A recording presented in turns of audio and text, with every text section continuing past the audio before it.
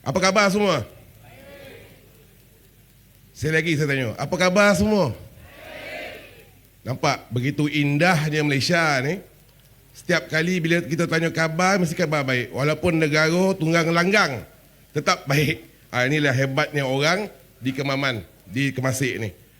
Sebelum tu saya mengenalkan diri saya.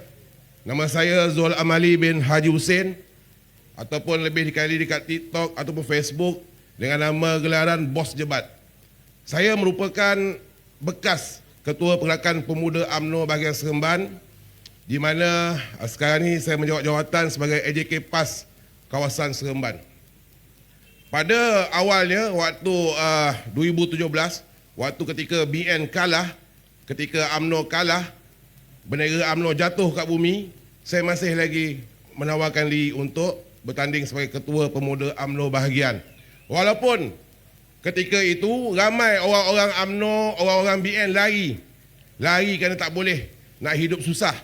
Jadi saya memikul tanggungjawab sebagai Ketua Pemuda UMNO bahagian. Kerana apa? Kerana keluarga saya keluarga UMNO. Arwah bapa saya orang UMNO, arwah abang saya orang UMNO. Maka saya rasa UMNO adalah satu-satu parti yang betul-betul memperjuangkan bangsa, agama dan negara. Ya, UMNO begitu cakap apa, dekat betul dekat hati saya waktu ketika tu. Akhirnya pada 17 hari bulan 12 2022, UMNO terkapai-kapai kelemasan, bak kata Tomat Hassan, terkapai-kapai kelemasan untuk membina sebuah kerajaan. Kerana waktu tu semua orang tahu tak cukup kursi, tak cukup di sini semua. UMNO ambil pilihan untuk bersama-sama dengan DAP. UMNO tidak ambil keputusan untuk bersama-sama dengan Perikatan Nasional, tetapi UMNO telah memilih untuk bersama DAP. Sorry, saya tak boleh. Kerana tuan-tuan dan puan-puan, saya berada di Seremban. 16 tahun saya dijajah oleh pimpinan DAP, iaitu saudara Anthony Lok. Jadi saya tahu apa yang saudara Anthony Lok buat di dalam kawasan saya. Mana mungkin saya boleh nak bersama-sama dengan DAP. Saya ada prinsip, saya ada maruah. Ketika BN kalah, ketika UMNO kalah, saya pikul tanggungjawab tu. Tetapi bila UMNO dan BN nak pikul menjadi kerajaan, mana mungkin saya boleh bersama-sama dengan DAP. Kerana prinsip dan maruah itulah saya berada dekat sini. Tuan-tuan, saya ada 3 perkara penting nak cakap. Pertama, tentang kemunafikan. Kedua, tentang calon. Ketiga, tentang IMF. Sebelum saya pergi ke 3 perkara tu, ini khusus untuk orang-orang UMNO. Mungkin ada berada di belakang-belakang sana. Ini khusus untuk orang UMNO. Saya nak cerita. Saya nak buat cerita sikit, satu cerita. Di satu kampung tu, semua orang tahu rumah tu ada bomoh yang paling, orang cakap apa, paling hebat. Bomoh yang boleh hisap darah, macam-macam lah. Kojo-kojo setan ni, itulah bomoh tu. Dan satu orang ni, dia cakap orang kampung. Bertahun-tahun dia cerita orang kampung, dia cakap jangan pergi rumah tu. Rumah tu ada bomoh yang kejam. Bomoh tu isap darah. Hebat cerita orang kampung. Sampai difilmkan, dibukukan, mengatakan bomoh ni paling jahat sekali. Jadi orang kampung yang bertahun-tahun dengar cerita si Polan ni, dia percayalah, oh betul lah bomoh ni betul jahat lah. Tiba-tiba satu hari, orang yang heboh menghasut, mengatakan bahawasanya bomoh ni paling jahat, paling kejam, paling tak guna, dia boleh bersama pula dengan bomoh tu. Dan akhirnya hari ini dia telah menjadi kadam kepada bomoh tu. Ini ada kena-mengena dengan orang-orang UMNO dan Barisan Nasional. Apa jadi hari ini? Akhirnya UMNO sekarang bersama-sama dengan DAP. Ini untuk kawan-kawan saya yang berada lagi dalam UMNO, sudah cukup-cukup lah. Jadi tuan-tuan, pertama, kemunafikan. Baru-baru ni semua orang nampak, di sidang parlimen pun saya lepoi, tiba-tiba ahli parlimen YB Masurah, kepala batas, dia telah disaman ataupun cuba nak disaman dan direport polis oleh YB Bagan Lim Guan Eng. Mengatakan YB Masurah menghina DAP, mengatakan DAP ni komunis. Tanya Tan Sri ni bos lama saya. Waktu Tan Sri menjadi timbalan Perdana Menteri Perdana Menteri Timbalan Presiden UMNO, kita orang dalam UMNO ni memang dah didoktrinkan daripada saya umur 18 tahun bahawasanya UMNO memang cakap DAP ni komunis. Hari-hari setiap minggu sekarang buat kursus kat ilmu jana baik mengatakan DAP ni komunis, komunis. Itu je UMNO doktrinkan kepada kita orang. Tak ada apa pun cakap DAP ni komunis. DAP ni komunis. Jadi tiba-tiba Lim Guan Eng nak saman YB Mastura. Dia cakap, YB Mastura cakap, DAP ni komunis. Ni, dengar sini baik-baik DAP. Kau nak saman, kau saman UMNO. UMNO yang sejak zaman Nabi Adam lagi, bak kata Tok Mat, yang hari-hari mengatakan DAP ni komunis. Zahid Hamidi cakap apa? Buta sejarah. Ya Allah ya Tuhanku. Buku ni yang saya bawa ni, siapa yang cipta? Bukan Zahid Hamidi ke yang cipta? Di bawah BNCOM. Muka surat 130, dia mengatakan salah silah keluarga Chimpeng. Saya bacakan.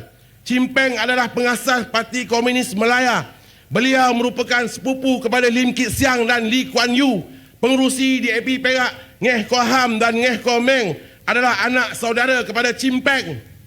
Anthony Lok, DAP Negeri Sembilan, adalah anak dua sepupu kepada Chimpeng. Teresa Kok adalah sepupu kepada Sri Lim Kit Siang. Tony Pua adalah anak sepupu kepada Lee Kuan Yew. Niza Jamaluddin, bekas MB Perak, juga sepupu Ngeh dan Ngo. Kerana emak Niza adik-beradik dengan emak Ngeh dan Ngo, dia memeluk agama Islam, kahwin dengan bapa Niza. Ni apa benda ni? Tok Mat cakap apa? Lim Guan Eng tanya kat Tok Mat, betul ke buku ni korang keluarkan? Tak tahu. Tok Mat memang itu style dia. Saya tahulah, bos lama saya. Bila dah kantoi, bila rasa dah macam, alamak, terkantoi lah. Tak tahu. Itulah sikap Tok Mat Hasan. Bila dah kantoi ya, tak tahu. Saya ni bekas Ketua Pemuda UMNO bahagian, tuan-tuan dan puan-puan. Waktu buku ni dia bagi, potong reben lah bagi buku ni dekat PWTC. Dia panggil semua orang ketua-ketua UMNO bahagian. Dia panggil semua ketua-ketua wanita bahagian, ketua-ketua puteri bahagian, ketua-ketua penerangan. Masa tu besoklah bagi dana pilihan raya. Bila dapat buku ni, masing-masing campak tapi tak peduli lah buku ni. Saya ambil buku ni pasal kawasan saya ahli parlimen DAP untuk jadikan sebagai bahan rujukan saya untuk berkempen pada PRU 15. Pasal itulah saya baca. Saya yakin dan percaya mereka semua ni tak baca pun isi kandung dalam ni pun. Dia tahu jumpa Zahid Hamidi, bos, buku ada dah cetak 1 juta, tolong sign duit nak bayar dia buku. Itu je. Pemimpin-pemimpin UMNO dan Barisan Nasional ni, time berkempen ni dia cik duit je. Dia tak ada kisah pun pasal hak rakyat ke keprihatinan rakyat ke, tak ada. Itu semua pembongak. Dia hanya cik duit untung saja. Cik duit untung saja. Akhirnya yang paling saya kecewa tuan-tuan dan puan-puan, tuan-tuan tengok tak saya punya yang viral bersama Lim Guan Eng dan Rizal Merican. Ya Allah, Rizal Merican tu adalah seorang esko pemuda UMNO Malaysia dulu yang beria-ria menentang DAP ni. Termasuklah Ashraf OJD, KP hat-trick. Kenapa saya panggil dia KP hat-trick? 3 kali bertanding kalah. 3 kali bertanding kalah, orang cakap hukum dia kerana mandi bunga. Tetapi Zahid sayang dia lantiklah sebagai Setiausaha Agung UMNO. Dia hanya layak untuk lantikan saja. Bertanding memang tak boleh, memang kalah. Dah ditakdirkan oleh Allah SWT bahawasanya dia tak boleh bertanding. Maka jadilah baruah DAP. Sebagai Ketua Pemuda UMNO Malaysia dulu beria-ria, saya lah orang pertama akan menentang jika Anwar Ibrahim untuk bersama-sama DAP. Ni saya buka sejarah Ashraf OJD. Waktu beliau menjadi ketua mahasiswa dulu, waktu dalam universiti dulu, beliau merupakan pejuang reformasi. Di pentas atasnya, saya Tan Sri pun tahu, Tan Sri lama pada saya. Pejuang reformasi, dia adalah anak didik Anwar Ibrahim. Termasuk juga dengan Zahid Hamidi. Waktu saya umur 18 tahun, Zahid Hamidi, Ketua Pemuda UMNO Malaysia. Dia panggil semua orang turun reformasi dekat Masjid Negara. Saya ada. Ini semua orang-orang Anwar Ibrahim. Dia dah telan.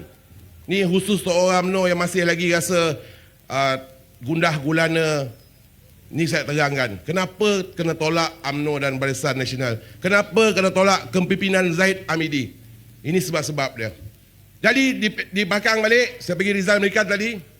Bangunlah Rizal Merican ni, backup Lin Guang Eng. Dengan menggunakan ayat-ayat suci Al-Quran. Ya Allah, ya Tuhanku. Rizal Merican, kalau kau backup orang seagama dengan kau menggunakan ayat-ayat suci Al-Quran, aku boleh terima.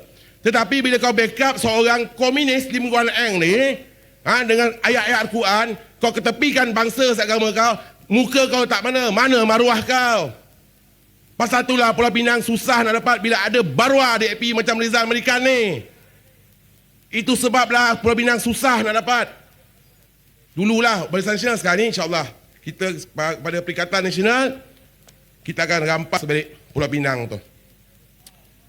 Jadi tuan-tuan, ini cerita pasal DAP tadi. Kalau siapa nak buku ni, sekarang jumpa saya. Jadi yang kedua, tentang calon. Baru-baru ni keluar viral, seorang Parlimen Jeneral, calon di PRK Kemaman. Dia lupa bahawasanya dia bertanding DUN ke Parlimen. Tuan-tuan dan puan-puan, orang macam ni ke tuan-tuan nak ambil jadi calon? Sedangkan dia sendiri lupa apa yang dia bertanding, apatah lagi tuan-tuan dan puan-puan. Baru sikit ya Allah uji, dia dah lupa. Apa aku tanding ni? Besok keluar rumah besok, lupa. Oi, Toi, Makcik Kiah tu minta sumbangan, lupa. Besok Acik Abu tu minta sumbangan, lupa. Itu je lah alasan kau sebagai ahli parlimen. Berhenti jadi orang. Dan paling saya kecewa terhadap Parlimen Jeneral, seorang pejuang negara. Berapa lama pejuang-pejuang negara kita menentang komunis, menentang kekejaman komunis, ada yang putus kaki, ada yang putus tangan. Hari ini kau sebagai seorang berstatus pejuang negara, askar pencen, kau boleh nak bersekongkol dengan DAP. Ya Allah, ya Tuhanku, apa benda lah Parlimen Jeneral ni? Nak tahu kenapa? Kerana orang duk pergi suruh bertanding. Tandinglah bos, tandinglah bos. Bos saja lupa apa yang dia bertanding. Tapi saya cukup terkilan lah, seorang pejuang negara yang berhempas pulas tentang komunis, ada seorang Parlimen Angkatan Tentera nak bersama-sama dengan komunis. Cukuplah, tuan-tuan dan puan-puan. Calon kita, calon Dr. Sam, ni cap dia. Orang yang paling bagus. Pakar aero angkasa. Dalam UMNO tak ada pakar aero angkasa. Tapi kalau banduan ramai. Banduan ramai. Tapi kalau pakar aero angkasa tak ada.